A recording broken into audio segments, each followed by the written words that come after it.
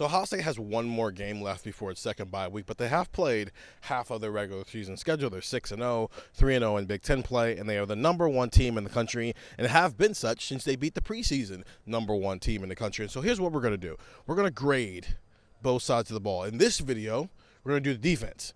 And in another video, we're going to do the offense. So starting with the defense, and that's taking everything into account. Personnel, approach, scheme, coaching, all of it. Grade the defense. A+. I think the players have been really good. I think the coaching has been really good. I think you've seen leaps from various players to the point of like, whoa, this dude, he has an NFL draft decision to make. He has, a first-round potential. This guy might be the top player on this defense. Like, go down the line, and I think the players have improved at a level to where, like, Arvell Reese, enjoy him, Ohio State fans, because he's not going to be playing football for this team in 2026. He's going to be a first-round pick. Like, he is – I was obviously not in Illinois. I was watching him from a hotel on TV, watching him throw Illinois offensive linemen all over the field. Caleb Downs is still on this defense. Davis Igbinosun has played very well, I thought. The defensive tackle depth has been better than maybe we thought going into the year. Caden Curry has been very good. The players have taken the step. Jalen McClain, I think, has been really, really good. Like, the players that have needed to take steps have taken those steps. And then Matt Patricia has been really, really good and way better than I think we and anybody else really thought.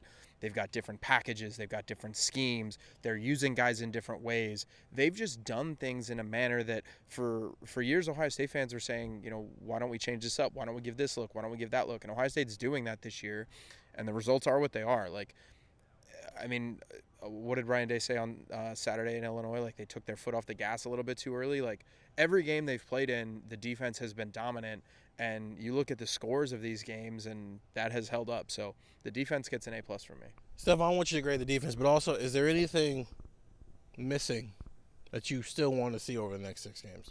Yeah, I mean, it's obviously an A+. I mean, they're the best defense in the country and borderline, like, historically good. So there's no questions there. It's not so much like we haven't seen or there's like a flaw or something like that. It's more so it's scary to think that there is another gear to this defense. Like Ryan Day talked about it going into the Illinois game, that their defense was good, but they weren't really creating a lot of turnovers. So what they do at Illinois, they created some turnovers. With Jermaine, I think there's another element there of playing him more at the nickel and kind of seeing, the things that he can do closer to line of scrimmage. He was defending in the slot when he had a PBU that led to a pick against Illinois. He was, in the slot when he came in on that blitz and got a strip sack against Luke Altmaier. So, like, it's scary to think that with a guy like Jermaine Matthews, you have another gear to what this defense can do, right? And I think that's what's exciting. We talked about defensive tackle, like Jason Moore is becoming part of the mix. Edric Houston, when he comes back, we'll see if there's another gear to what he can provide, along with what Tywan Malone is doing and Caden McDonald, obviously. Like, this defense is outstanding, and if they were to go the rest of the season, how they are right now, it's good enough to win them a national title.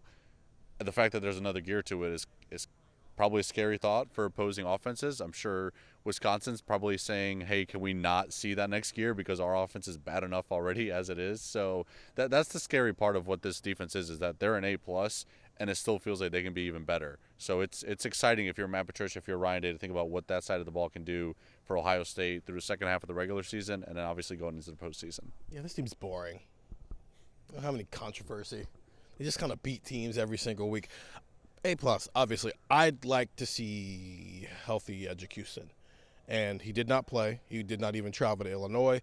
We'll see what happens this weekend. I won't actually, to be honest with you, I wouldn't be shocked. And that's not because I know anything. I'm just, why not give him 2 weeks, get to the bye week, and then kind of press the reset button from there. But that seems like the only piece that we thought would be really good this year that hasn't popped. And some of that is because how he was playing, but also, he had an injury the first day of fall camp. And it feels like he's been dealing with something ever since, whether it was the knee thing or now he's got the ankle injury that he's dealing with right now. So I would like to see him get healthy so he can start heading towards what his potential is going to be. They haven't missed it, obviously, with what they've been able to do, but to the point of extra gear, all right, what if you add that on top? And then you got Jermaine Matthews. I love how when you asked about Jermaine, we had talked about it on the Monday pod of, hey, maybe he's in the conversation with Arvell, Sonny, and Caleb. And then Ryan Day on his own went, Arvell, Sonny, and Caleb. Jermaine Matthews. So I like that. I think execution has the potential to be in that mix as well. Caden Curry has 6 sacks in 6 games, and it leads the Big Ten. Yeah. Kenyatta Jackson's been great as well, but I almost drove the bus for Austin Saraveld and Caden Curry, and I chose Kenyatta Jackson because he looks the part. Caden Curry has been a monster. So imagine if you add in Edgercuson and what Caden McDonald has been able to do in the rest of this defensive line. There are no flaws. There's only upside. And I think number 96 is the key missing piece to getting to that next upside. Get the text 614-350-3315. It's a 2-week free trial, $3.99 after that. Ohio State, Wisconsin on Saturday was when one Big Ten coach fired, and now they're about to play another Big Ten coach who's at least on the hot seat. We'll see if Wisconsin wants to – I don't know, man. We'll see if Wisconsin wants to fit that bill, because Penn State didn't want to fit that bill, but Wisconsin, we'll see. We'll see you at the game on Saturday. I'm Steven. That's Stefan. That's Andrew. See ya.